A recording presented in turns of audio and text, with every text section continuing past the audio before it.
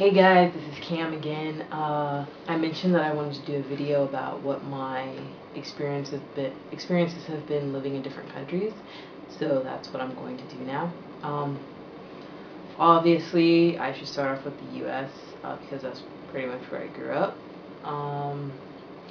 When I was around the age, I mentioned this before, when I was around the age of like 11, 12-ish, is when people started I guess at the time, like, I'm gonna say misgendering, but not really.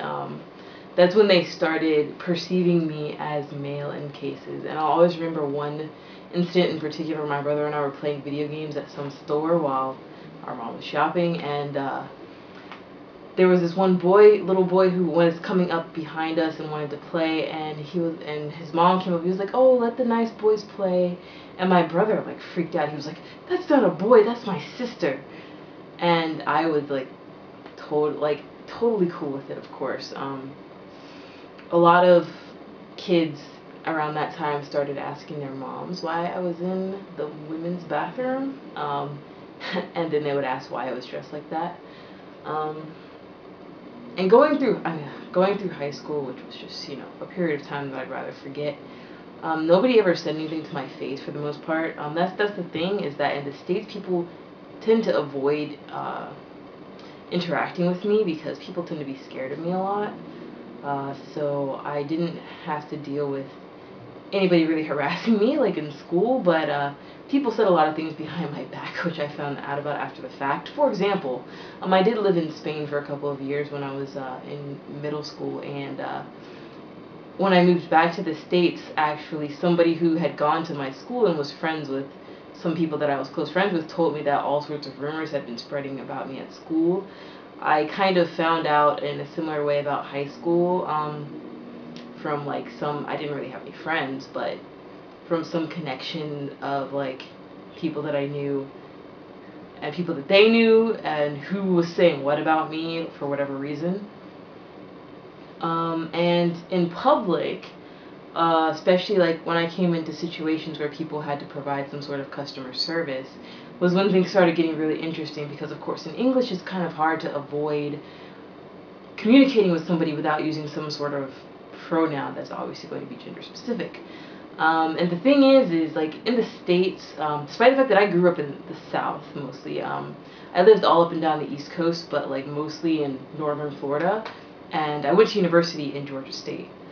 So not at Georgia State, but in Georgia State. So I've spent a lot of time in the South. And despite the fact that people are extremely discriminatory, nobody really like confronted me about things. So the only people who would confront me about things were children. But like when I was at stores and things, one time, for example, there was a clerk who came up to me and was like, "Oh, can I help you with anything, sir? I mean, ma'am, I mean," and then she was just silent. And that was kind of a typical, thing. And I just laughed. Like, things like that, situations like that made me feel more comfortable with myself, because it meant that people were not automatically perceiving me as female, which is what I definitely do not want to be perceived as. But yeah, things like that happened frequently. People would just refer to me as he, even over the phone sometimes, despite the fact that I do not at all think that my voice passes. Not at all. And in university, I didn't really have any problems. Again, I did have a confrontation with a kid when I was living in a flat. The first time I was living in an apartment, actually, outside of the dorms. The maintenance guy, he lived in the apartment below, and his daughter, after I had been living there for months and months and months, came up to me one day, and she was like, "So, are you a boy or are you a girl? Because sometimes it's kinda," and I was just like, "I am whatever you want to think I am," because I like didn't really have anything else to say about it. So also at that time is when I started, kind of expressing to my friends that I didn't feel like my gender was so straightforward. I didn't really come out as trans or anything like that, but because of that, now that I am coming out as trans, it's like really no big deal, no big shock at all, which is good. So after university, I moved to the Republic of Georgia, former Soviet Union country. I lived there for a while. And the thing is, it's so easy there to gauge how well, or to gauge how people are perceiving you, ironically, because it's an incredibly conservative country. Incredibly conservative. But people there, of course, they assumed that I didn't understand any Georgian. So people would talk about me when I walked by. People would ask me constantly if I was a boy or girl. Adults, pretty much only adults would ask me. Well, primarily adults would ask me. And, you know, sometimes if I said that I was female, people wouldn't believe me. So that actually did a lot for my self-confidence and a lot for helping deal with my my dysphoria in regards to social situations. Of course, when it came down to my body, that's like a completely different thing that never ever goes away, which is why transitioning is something that I know that I need to do partially. But it made social situations a lot better because despite the fact that obviously if I was, you know, somehow outed or in situations where like everybody knew me and knew who I was, then they treated me as if I was female, which is not really a very good way to be treated there generally. But yeah, and the other thing is that obviously I stood out a lot there as a very obvious foreigner, so it drew a lot of attention to me. So these kinds of situations, you know, happened almost daily. People actually asking me straight up about my gender. So now we are in the present, and I'm in Japan, and people just try to not acknowledge the fact that I even exist for the most part. People generally don't talk to me if they don't have to. Nobody would ever come up to me on the street and talk to me like they did in Georgia, ever.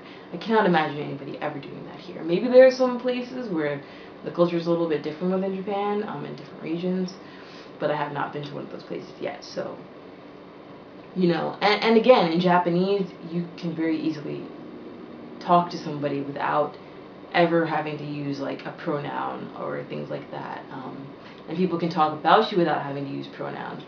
When it comes to honorifics, however, it kind of starts reflecting things in the same way. So here, the only time that I can gauge things is with kids who do not have any prior information about me. There have been multiple times where I like go to an event or something and the kids will ask if I'm male or female, or they'll assume that I'm male, and eventually it'll be revealed that I'm female and they'll be really surprised. Things like this happen.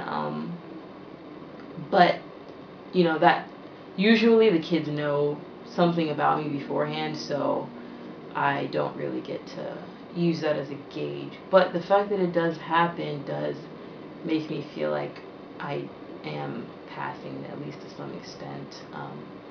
It gives me some sort of idea of how people might perceive me. The fact that people say, oh, well, the fact that somebody said, oh, you look like a boy, but you're a girl on the inside, which tore me apart for days.